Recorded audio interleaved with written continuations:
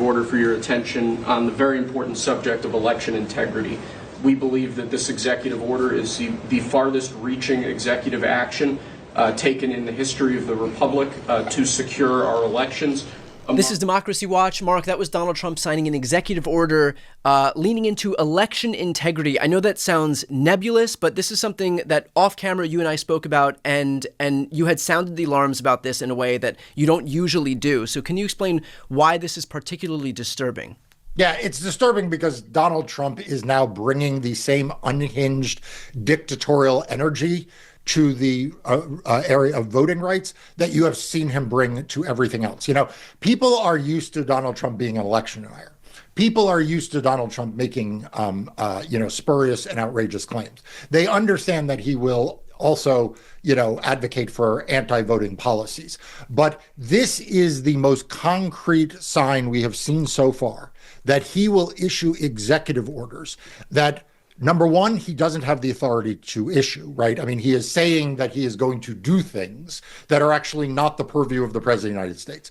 But number two, he's going to do things that would so fundamentally alter the way in which people understand the voting process to happen in a free and fair election that it would damage. And then number three, some of the stuff in the executive order, someone said to me, when they read it, they're like, it looks like Donald Trump dictated part of it, and then they took the part that he dictated and they put it into an AI chatbot and spit out the rest. Some of it is just hard to make heads or tails of, but it is an indication of where he's going. And at the end of what he says, and I don't know whether you played this part of the clip or not, at the end of what he says that there will be more in the coming weeks. So he's not done attacking free and fair elections. This is, he knows, the thing that is his Achilles heel. He knows the courts will stand up to him, but he really knows that given how unpopular his policies are, given that he has allowed Elon Musk to do all the things that Elon Musk has done and Doge to do all the things that they've done, he knows that he is facing a hostile electorate. After all, the Republicans are hiding in their town halls. You've done a lot of reporting on that. And so he is trying now to lay down a marker to shift the Overton window about free and fair elections. Now, look, I want to discuss this in a more strategic way. And so I think the way to do that is not just to encounter each thing as it happens and we just react to it. I want to be able to take a little bit of a proactive approach. And so to that point, then, what is the natural conclusion of what he's looking to do? Yes, he's chipping away at voting rights right now. Yes, he's going to sign these executive orders. Yes, there will be more executive orders. But what's the end goal for him? He's trying to normalize us to all of this stuff by doing it on a step-by-step basis, knowing full well that he has a very specific goal that he wants to see at the end. So what does that look like? Yeah, so I think it has two main components to it. The first is to restrict voting to a single day. No early voting, no mail-in voting, just in-person voting on election day. I think that he has been very clear about that. You can read Project 2025. They are relatively clear on that point. He has said this at various times, and that is the thing. But the second is the key, right? That's the how you vote. The second part, though, is who gets to vote. And what he does is he dresses this up in a number of cloaks and sort of obfuscations. He'll talk about non-citizens voting. He'll talk about voter registration fraud. What he wants is he wants him and his political cronies to be the determiner of who gets to vote and who doesn't get to vote. It's not just an objective test.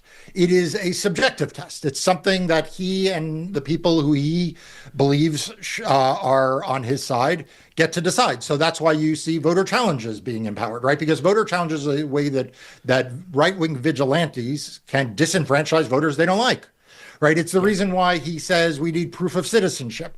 Proof of citizenship is not actually about citizenship. It's just building into the process another way for someone to say, I don't think they're a citizen, or they haven't proved to me they're a citizen, right? So that's the second part. The third, which we heard a lot about before his last election, and it is not present here, but I promise you, mark this video, we will have it before too long, is who gets to count the votes and who gets to certify the election. So it is restricting how people vote, it is restricting who can vote, and then ultimately it will be, he will focus on who gets to count the votes and how they're certified. Well, all of this raises the obvious question, which is that it is the prerogative of the states, not the federal government, to administer their own elections. And so how much oversight would the federal government be allowed to have over state elections, given the fact that it's not in the Constitution? This isn't some power that is delegated to the federal government. This is something that is the prerogative of each individual state. Yeah, look, that is one of our great strengths, but this is, Brian, the trap that the legacy media keeps bringing the rest of us into, which is that Donald Trump doesn't have the power to do a lot of things. I mean, the Department of Education is a department established by Congress, by act. USAID is a department, is an agency of the federal government established by law. Right. And so when we just say, oh, they can't do that as if it's self-executing, that ignores the fact that they are doing these things right now, and that if there is no actual bulwark, if there's nothing stopping them from doing it, they're going to barrel ahead and do it anyway. Yeah, and that's the risk, right? The risk is that he just says, that's all well and good that the states think they get to decide this, I get to decide it. And by the way, states, if you don't do it my way, I will drop the sword of Damocles on you. You know, withdraw federal funding like he's doing for Maine right now. Yeah. And look, and you know, and it reminds me, you know, there have been a lot of discussions over time about what Republicans can do in Congress and can't do in Congress, and how the CBO and the parliamentarian and everybody, you know, they are the arbiters of whether something is inbounds or out of bounds. And you've been the first one to point out, like, when the Republicans come to power, they're like, you know what, we don't like that. We don't like that one. Okay, so let's finish off with this.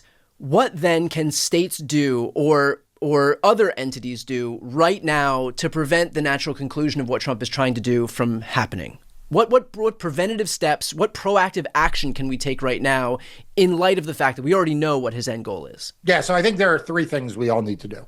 Number one, as citizens, and as in your case and in the case of Democracy Docket, as the media and the legacy media is listening, we cannot accede to him power he does not have. We have to stop saying that he has the power to do things, or assuming he has the power to do. We need to make clear, as you just did, as you called out, that this is a state function. It is actually a state function that Republicans have historically said belongs to the states. It has usually been Republicans who have said there is not a federal role here. It is a role of the state. So that's number one. Number two, we need to be ready to litigate. I've already said that, my law firm will bring litigation against this, and it needs to be an all of the above. It needs to be private litigation. It needs to be state AG litigation. It needs to be, everyone needs to treat this as the 5-alarm fire it is, just like all of the other illegal actions he's doing. And then the third is on the state officials, right? The state officials need to say, look, there are certain things we can compromise with the federal government on, there are certain things we can't. One of the things we are not going to compromise on with respect to the federal government is our elections. That is our democracy. And it is not up for debate. It is not up for negotiation. There is no start point to the negotiation. There is no midpoint to the negotiation. There is no memorandum of understanding to be had here. This is our prerogative, and we simply reject the idea that the federal government is going to intrude here. Mark, we've done almost 300 episodes of Democracy Watch. We're going to get a cake. We're going to get a cake for the first 100, and you didn't get me a cake for the second 100. I bailed on the second 100 because I'm waiting for a bigger cake on the third 100. Okay, because I feel a little neglected. Yeah, that notwithstanding, I have to say that I know I can speak on behalf of my entire audience in saying that if we saw that same degree of fight that you're showing right now, we would be in a much better, much safer position in our democracy. So, I know I speak for a lot of people in thanking you for bringing forward exactly the amount of fight, exactly the amount of urgency that we need to get out of this moment right here. And I hope that anybody watching who is in a position of power, that is the exact posture that we should see from every single elected official in government right now.